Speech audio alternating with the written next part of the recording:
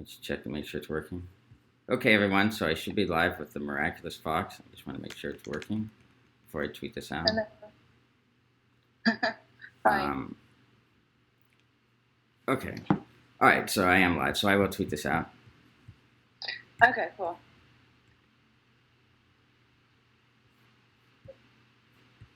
Okay. Yeah. So we're live. And okay, cool. Oh, darn it! You appear to be frozen, but I think we can still hear you. Can you still hear me? Yeah. Okay, sorry. I can see. I don't know. I don't know why it's freezing on me, but we kind of got this jerry-rigged anyway, so. Yeah. Okay. Well, whether or not you can see me, can you? I'm yeah, we can see you. It's just you're frozen. I'm frozen. Okay. Hey, Lollipop. Hey, English Bull Terrier. How you guys doing? So yeah, there's some people here. So do you want to? Unfortunately, my guest is frozen. I'm trying to broadcast Skype, but like you guys can still hear her, right? Yeah, can you hear me? Yeah, can you guys hear her? Yes, okay, they can hear you. All right, so okay. Would you like to give some background on your? You had an experience with Haldol, is that right? Yes. Okay. It was really awful. So this was about, I want to say it was 2011. And I was just going through some of my own mental health stuff. So I was inpatient at this place, and it was like the most awful hospital I've ever been to. Not that a mental institution is going to be a 4-star, hotel or something, but this place was terrible. Apparently, like, no matter what diagnosis you had, they had that on call for everybody. If you couldn't sleep, like, you could just go to the nurse and say, "Hey, do you have anything? I can't sleep." "Oh, we have Haldol. Here you go." Like, they give it to you. They put it in your chart. Like, it doesn't matter what diagnosis. It's in everybody's chart. Like, it was ordered for everybody, that anybody could just take it whenever they wanted. I think I got. I think I got it. I think you're no longer frozen. Is that right in the chat? Okay. Yeah. All right. So they gave you a Haldol for sleeping. Yeah. I was having trouble sleeping at that point. Because that is strange to use as a sleeping med. Yeah. That's what it was. They were like, "Have you ever tried Haldol?" And I was like, "No." So I took it, and it did work. I took it for 2 nights. Well, it's sedating. And what's that? Well, it's sedating. Yeah, I mean that's like a negative side effect, but yeah. Yeah, like it. Yeah, like by day 2, that's when I started noticing like something was wrong, and it was like the whole like Parkinson's thing. Like, I couldn't stop shaking. My arms and stuff were like visibly, the muscles in my arms were moving. So I had that whole experience and everything. It was really awful. And there was another medication that I can't remember what it was called, that was supposed to take those side effects away if you had side effects from that. Yeah. But because of this hospital, I didn't get to see that doctor till like 4 days later. So I had 4 days of symptoms, not taking it obviously anymore, but still. And then those symptoms lasted for like another week. And it was like I was like in a constant state of panic as well. And I have like a panic disorder, that is. So to me, it's like, if somebody has that kind of disorder, it's like this neurological, you can have these neurological symptoms. Why would you give it to somebody? Yeah, I don't know why they would just give Haldol for sleeping, because like there's a lot of other alternatives, like like trazodone or like Ambien and things like that are not nearly as dangerous as like an antipsychotic. So I don't know why they would use an antipsychotic just for sleeping. I mean, I figured maybe you had some sort of, like, were you experiencing hallucinations or delusions or anything like that? Because that's what Haldol is supposed to work for. Yeah, no. Well, thank you so much for the $100 donation, Lollipop. I really appreciate that. Thank you so much. Anyway, go on. I'm sorry. Yeah, apparently they had it in everybody's chart at that particular hospital. that to just give it to them if they can't sleep. Yeah, that And don't I make have any sense. taken trazodone before, and that's worked, and yeah, trazodone is not as dangerous didn't as have a Haldol. side effect. Yeah. I don't understand what, because I figured when you told me you had it, I figured maybe you were experiencing. You say you weren't experiencing any psychosis or anything, like no hallucinations or delusions or anything like that, because that's what Haldol is not supposed to be used for sleeping. I mean, it's very sedating. It's got that side effect of sedation, but it's like it does definitely put you out. Yeah. If you are not used to it, I guess. But I just couldn't believe that 2 days of taking it, having like such severe symptoms from it so quickly. That was like, I guess, what struck me about your video. I was just like, oh my god, like yeah, it can it was crazy, like sort of like Parkinsonian sort of shaking and things. And I forget what that sort of thing. Yeah. Because it blocks dopamine receptors and it sort of mimics like Parkinson's disease. That's kind of like how it works. And it's and it was really bizarre. You said it was okay for me to ask about your diagnosis. So can I ask what you were why you were hospitalized? I have bipolar 2 disorder and borderline personality disorder and like a panic disorder. Oh, really? So did they help you? Did they give you something different for bipolar at least? They give you? Yeah. Right now I'm on like Wellbutrin and Lamictal. So those 2 work for the as like the Wellbutrin's the antidepressant, and then the Lamictal's for my mood stabilizer. Yeah, I've taken Wellbutrin before. I've taken like it in 2 forms. How there's like 3 different Wellbutrins. Like there's a That's how they make more money, because like they come up with the Wellbutrin, and then they come up with Wellbutrin SR, which is a longer acting version. Then they come up with Wellbutrin XR, which is an even longer acting version. So there's like 2. No, that's when I take XR. XR. So that's the 1 a day, right? That's 1 pill a day. Yeah, I was thinking the SR, which is like 2 pills a day, which is like a sustained release, but not as quite as long lasting. But anyway, I didn't really think it was very helpful. I mean, I think I did improve, but I can't really say that like it improved me enough that it wasn't just the placebo effect. But I would think that I think that Wellbutrin probably has fewer side effects than like SSRIs do. Yeah. So does it basically has been the best that's worked for me antidepressant wise. Like anything they wanted to put me on, like they started me on Zoloft, which I think is like really typical. Zoloft, Prozac, they'll usually start. Yeah, that's an SSRI. But Zoloft only works so much, and then it just doesn't work anymore. So they switched me to that, and then once they paired it with the Lamictal, that's when I found out that my mood was stabled out, because that was the thing, is I would go from really high manic episodes to like I can't get out of bed. So you had bipolar 1? Bipolar 2. Oh, bipolar 2. Yeah, because one I know is the more extreme one. Yeah, I think the difference is like in one. I think bipolar 1 is the one in which you get manic, and then people who have bipolar 2 usually get hypomanic, but not manic. See, it's weird. They diagnosed me with 2. But hypomanic is similar to mania. It's like but yeah, it's not exactly mania. That's always been my biggest problem, which is like, even, I don't know if you can tell, like when typing on Twitter, I'm just super long-winded. My mind's like all at the time. It's like a hamster wheel. Well, you're making sense to me. What is the name again? Yes, it's the Miraculous Foxxx, and I have linked her channel in the description if you guys want to subscribe. I have the YouTube link in the description for this video. So yes, and she has a YouTube channel, and you talk about mental health stuff on that channel too. Yeah. So yeah, I talk about my own, and then I've got some videos where I like go into different disorders and stuff. Yeah, so I don't so how long did like the side effects from Haldol last? And they only gave it to you for how long? 2 nights. It wasn't even like 2 days. Just at night twice, and they lasted for. Yeah, Linda says that a week, like a good week, maybe like 8 days. Yeah. Wow. And then they finally did distribute that medication to take the side effects away.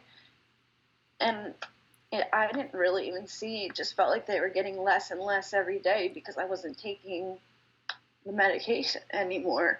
Yeah, I just couldn't believe everybody kept asking me if I was okay. Like, are you having a panic attack? And I'm like, no, it's the stupid freaking medication. It was crazy. Yeah, so I mean, crazy. Were you having like echinacea, where you felt sort of like, that's when you feel like you have to move around, like very sort of like restlessness. Yeah, that restlessness. Yeah. Yeah. Mm-hmm. Yeah. And so like the shrinks though, they should know about echinacea or connected to Haldol. I mean, that's one thing shrinks should know, that that's a very common side effect. That was with this place. It was like I did see the doctor. Like, it's so many people just seeing one doctor when you're inpatient, and I kept telling the doctor when he would see me to put the order in for that other medication, and 3 times they were supposed to do that, they did not. I'm sure I could have made a big stink about that there at that hospital, but yeah, I like, if they ever, like, if you ever in that situation again and they want you to give you like Haldol, you can just refuse Haldol for like, if it's just to put you to sleep. Yeah, like when I knew what the heck it was. In fact, you should, like, here's the thing, like a lot of times, like I know people that, like, they'll give people antipsychotics to like enhance their antidepressants, and they don't even, like, ask the doctor if the medication is an antipsychotic. They have to tell you. And in a lot of states, like, they're supposed to actually tell you about the risks of like tardive dyskinesia, although they often don't. But I think usually in hospitals, they'll usually have you sign something. So if they're wanting you to sign something, like, you can refuse, because like the thing is, even if you were like hospitalized involuntarily, if the only reason why they're going to give you Haldol is for sleeping, you can refuse to that and tell them to give you something like either like Ambien or Trazodone or something, which is not as dangerous. Because I mean, an antipsychotic for sleeping is about it. And it's weird, like, when you're inpatient and when, like, you're having an issue with sleep, and they have these meds just set as, like, oh, they're in everybody's chart, so and so's having trouble, like, just give them this. But that was the thing too. They didn't tell me like what it. I mean, they told me it was. I can understand that. I'm like, okay, because I've taken antipsychotics before, so I was like, okay. Usually they're supposed to give you a paper as well at the hospital that explains it to you. Yeah. But of course, like, in the middle of the night, I was like, okay, I'll take it. I'll try it. I've never tried it. And then the next day, I took it again. And like I said, I woke up the next morning, and then that's when the nurse was like, oh, you're having this reaction because of the Haldol. And she explained it more to me. And I was like, well, why did you even give it to me? Why is it ordered in everybody's chart for sleep? That's ridiculous, because there's so many alternatives for sleeping, Because I have been hospitalized somewhere else, and Trazodone was the thing that they give you. Yeah, so Trazodone is safer. They didn't have Trazodone at this hospital. I mean, that doesn't make a lot of sense. Psychiatric hospitals should have like some alternative. I'm sure that they did, but their whole system was messed up because I'm also in recovery. So at that time, I was still using. So they also had to detox me in the hospital. And they did it in a weird way that I've never seen any other hospital do it. Oh, really? What happened? They put me on Suboxone, and they increased the dose and then stopped it. Don't you think they should decrease it? Yeah, I would think you would wean off of Suboxone slowly, right? Because Suboxone also has withdrawal. Yeah, because that's what happened at it. Like I said, this other hospital where I didn't have an issue, they did it where they decreased it, and I felt fine. With the way that they did it, a week later, I was withdrawing again, but from Suboxone this time. And it was awful, and they couldn't do anything. And I was sometimes what they do is they give you like phenobarbital as to withdraw off of like an opioid, Like, did they try that? Yeah. That's one way to do that. No, because I never had an issue as far as Suboxone. I was on Suboxone maintenance for a while, but I'm not anymore. They kept me on that way too long. And I'm sure you're probably aware that's pretty much just like a cash cow that they pump out, at least in my area. too. Yeah, were you on the kind that also contains like I know like I believe well there's Suboxone and Subutex, and I think Subutex is the one that also has naltrexone in it. Like they both have buprenorphine in it. Right? Yeah, Subutex is the one without. Suboxone is the one with. The only way I know is because right before I got off at the first that's time, a combination of buprenorphine, but also an anti-opioid. Right? So see, if you tried to do an opiate, you wouldn't feel the effects of it. Right. So I mean, you didn't. Yeah. So I mean, you don't really feel that much effect from that then, like since it has the anti-opioid. Or, I don't know. Yeah. Okay. Yeah. Right. That's why, like, I guess they put you on maintenance, and then I don't know. I was just on it for way too long, and it was actually a recent thing that I just got off of that because I've been clean for almost 8 years, and I was stuck on Suboxone maintenance for six years. But look, like trazodone, for example, is not considered addictive, and so I mean, like, it's not inappropriate to use trazodone for someone who has got an opioid problem, you know. So I don't know why, they would. Like, I don't know why they would ever use Haldol for like sleep. I mean, I don't like the idea that you're using Seroquel for sleep either, because that's also an antipsychotic. I mean, these medications, like, you know, why don't they just use Thorazine for sleeping? Sleep. But I don't didn't have work to for you, always Steve? take it, so I don't know. So are you using Seroquel for sleeping now? Mm-hmm. Yeah, you know, I mean, like, yeah, you should consider switching to something like trazodone, because like Seroquel is also very, very dangerous, and like there's no like justification for using it for sleep. Like you saw my video on like Seroquel, because they're trying to, like, one of the biggest problems is they're trying to use antipsychotics for everything, and they used to, you know, just keep it restricted to primarily people who are experiencing like hallucinations and delusions, because that's primarily what they work for. That's really what Seroquel, like every study, the data does show that like all the studies done on Seroquel for insomnia, some of them said that it was not effective for insomnia. Others said, well, it's effective for insomnia and that it's sedating, but it's too dangerous for this purpose.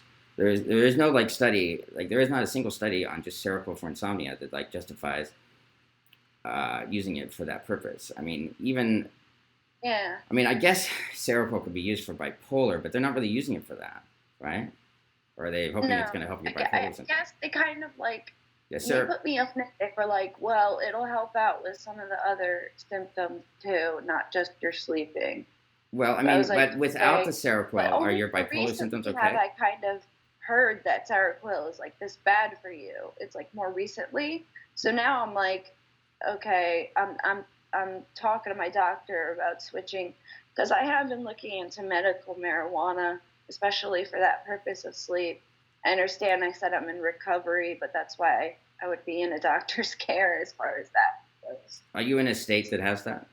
Because I live in California where they do have that. But I'm in New Jersey, so we're exactly opposite. Yeah. I mean, sometimes, like, it's, like, at least in California, sometimes it's better to go to, like, a marijuana specialist, because sometimes doctors will be scared to prescribe it. Because I think in New Jersey, it's still kind of, like, cracked down on more than it is in California. I don't know, though.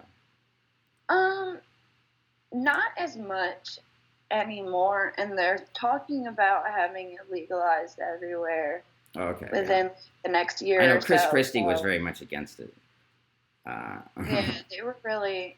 Yeah, it's been kind of hard. We had to get a new, like, our governor out of there to get that, law passed. But I think that, I don't know. I've seen a lot of people do that instead of being on like all the medications I'm on, and I've seen them have a lot of progress in their state, rather than sometimes I feel like I'll just get to a plateau and the meds will just keep me like level, but then it's like, well, like, I mean, do you feel that Seroquel has actually improved any of your symptoms of like bipolar, or were you, as far as that goes? I don't think so. Like, honestly, it just knocks me out for a couple of hours, so I'm able to sleep. Yeah, so I mean, like, you can show some of the research studies that I cited in my video on Seroquel.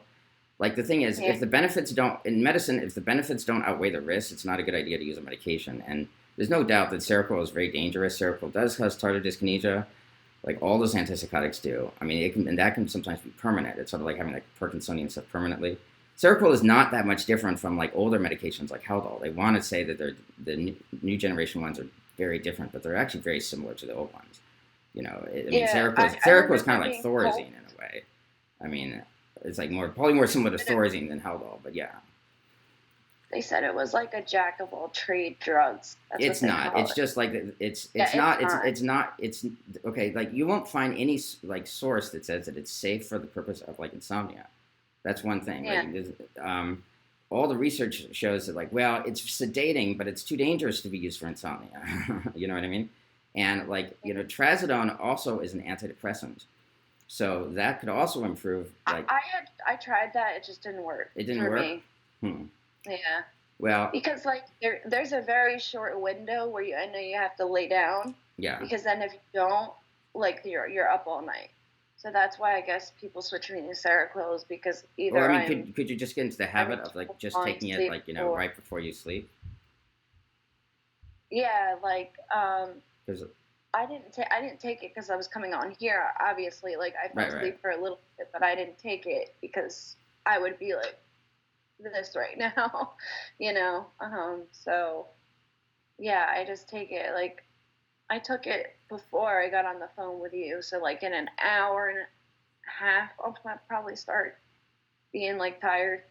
Yeah, I mean that's a very dangerous medication. I mean, okay, I think Seroquel does put you to sleep quickly, but the long-term risks of Seroquel are not really worth it for just like insomnia. You know what I mean? Yeah, I know, because it's not just you. I've heard it from, but. I've just been hearing it from a lot of places that Seroquel is not. Yeah, it's a full-fledged neuroleptic. As it once was. Like, it's not used for that as much anymore. Yeah, it was never approved by the FDA for insomnia, and the FDA would never approve it for insomnia because it's too dangerous to be approved for insomnia. It's just being promoted as off the label for insomnia. And, like, I know that the company that makes Seroquel had to pay a big fine for like promoting it for off-the-label usage because you're not supposed to promote medications. It's okay to prescribe medications for something they're not approved for, but it's not okay to market it for that purpose. And like the company, like I know that they had to pay a huge fine because they were marketing Seroquel for things that it was not approved for. Yeah, pretty much like everybody I know that has any sort of mental health issue, at least here, that's what they're taking. For sleep. Yeah, I mean, I know a lot of people have been given Seroquel for sleep too, and it's ridiculous because it's too dangerous. I mean, for that purpose. For me, it's almost like I could take it or leave it because, like I said, like I got a solid couple hours, but then I'm up again.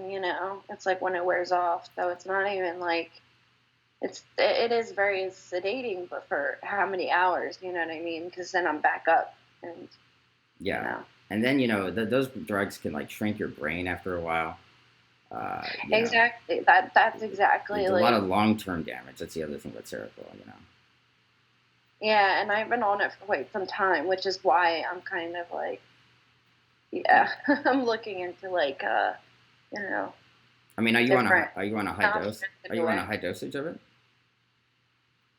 Yeah, I'm on 300 milligrams, so that's just fairly for high sleeping. Dose. They're putting on you 300 milligrams.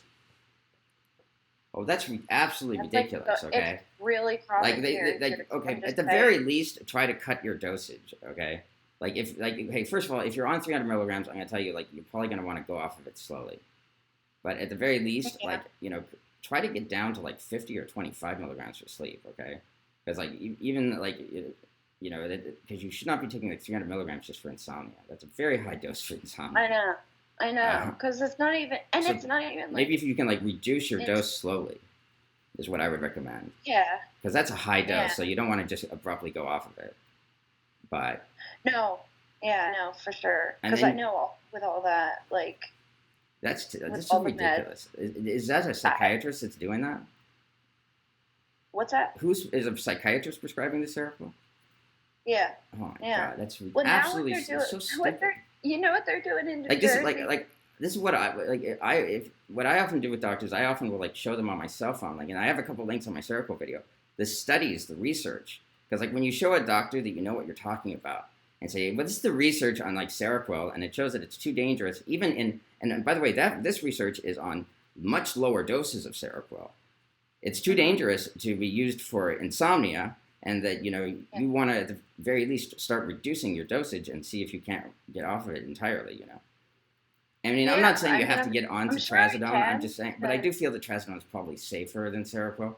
I mean, ideally you won't need anything for insomnia, but yeah, exactly. But I mean, like in New Jersey, it's just like right now the mental health community is sort of really screwed up. Wait, Light Angel, she's not here, is she? Oh, sorry. In New Jersey, it's kind of screwed up everywhere, but yeah. I know it's screwed up everywhere. Right now, what they're doing is like a lot of places they'll have like a head psychiatrist that works there, right? That's actually a psychiatrist. And then they'll have an APN and then another APN, and you'll be seeing the APNs who aren't the psychiatrists. And so my psychiatrist... So what does APN stand for? APN. What does APN stand for? It's like... I don't know. I forget what it stands for, but it's not like it's like nurses who can write prescriptions. Okay, like a nurse practitioner, I think. Yeah, sort of like that. Yeah. Okay. All right. Or like a physician's assistant. Like we have like those in California. Yeah. And with them, they're like very cautious and weird to prescribe certain things because they're basically. Wait, did my call just disconnect? Oh shit! All right. Okay, look. Hold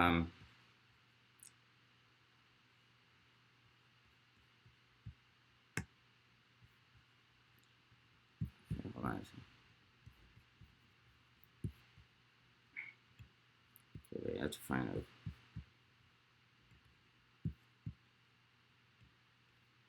Okay, guys, I'm going to end this stream real fast, and then I will perhaps start off again, okay? So let me just